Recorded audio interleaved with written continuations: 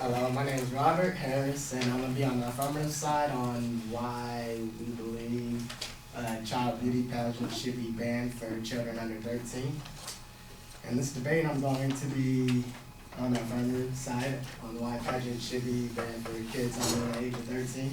My significance claim will be how the beauty pageants are sexualizing and affecting the psychological well-being of the children when they become teens and adults.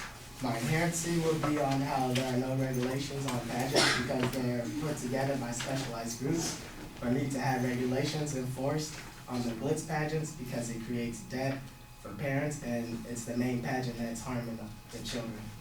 For the solvency plan, we will follow France's proposed law to ban children pageants for children under the age 16. And for my significance claim on how beauty pageants are sexualizing children, I'm going to begin with the glitz pageants. Young contestants wear heavy makeup and ornate costumes with price tags sometimes topping $1,500, along with entry fees, photos, and other common pageant expenses like wigs, fake tans, and artificial teeth known as flippers. The average total cost of participating in a single glitz competition, according to Martina M. Cartwright, a dietitian of the University of Arizona, says can run from $3,000 to $5,000. According to author Peggy Ornstein, many families in the industry spend over $75,000 a year on pageants alone. And according to an article by People magazine, registration fees often cost more than the actual prize money in many pageants. Prizes at stake might include cash rewards, crowns, trips, and even movie bids. The potential for fame and fortune, Cartwright says, may contribute to the achievement by proxy distortion in parents. Achievement by proxy distortion occurs when parents struggle to differentiate between their own need and the child's needs. And in order to achieve what they perceive as success, they may engage in risky behaviors, objectification, or even abuse and exploitation of a child. Elements in which Cartwright says she witnessed at the glitz pageants she attended. Cartwright, who attended 2 live tapings of Toddlers and Tiaras as part of her research, asserts that pageant parents exhibit what she calls princess by proxy, in which adults are driven primarily by social or financial gains earned by their child's accomplishments, regardless of the risk involved for the child. For example, Carrie Campbell, the mother of an 8-year-old featured on the controversial show Toddlers and Tiaras, stated, "All this pain and effort now will benefit Brittany at the end, when she's a superstar earning millions. She will always be grateful for what I did when she was young." So that's just putting her child in danger and bigger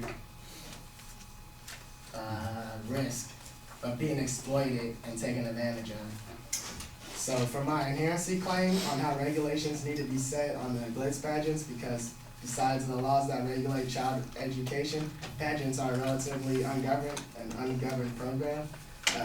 Child contestants are not considered working, so pageants are exempt from federal child labor laws.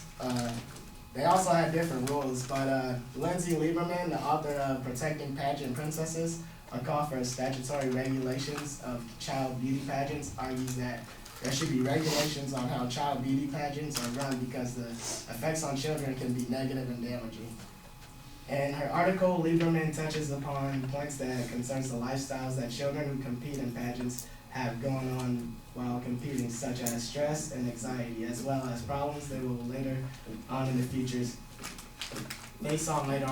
such as depression, lowered self-esteem, and battling eating disorder. This is the second stage of achievement by proxy distortion and is known as objectification. In this stage, the adult can differentiate their needs and goals from their child's. The adult wants their child to win at all costs, and there is an excessive focus on the pageant. This may be forced to train or perform beyond their abilities, or in the case of pageants, unrealistically flawless appearance, poise, and personality. Some hypocritical parents chastise their child for not performing or looking less than perfect, openly blaming the child for failure and insisting the child will learn to look perfect. This leads to emotional and mental harm, and this also takes effect from these pageants. The desire to be thin causes intense body image problems. An example, Bradwell, a former child pageant star, told ABC's Good Morning America that the pageants left her with stress, anxiety, and the feeling that she needed to be perfect all the time. In a study done by Thompson and Hammond in 2003, they examined cross-sectional associations among pageant participation, body image, eating disorders, and self-esteem. Of 131 females who participated in the beauty contest, 48.5 reported a desire to look thinner, 57 say that they were trying to lose weight, and 26% had been told or believed to have an eating disorder. These aren't the only problems that are in the pageants, but let me go ahead and go to my solvency plan, and that's to go with France's proposed law to ban child beauty pageants for children under the age 16, and to impose a 2-year in prison and fine for $40,000, which France is pushing to do later on this year. And that is my plan.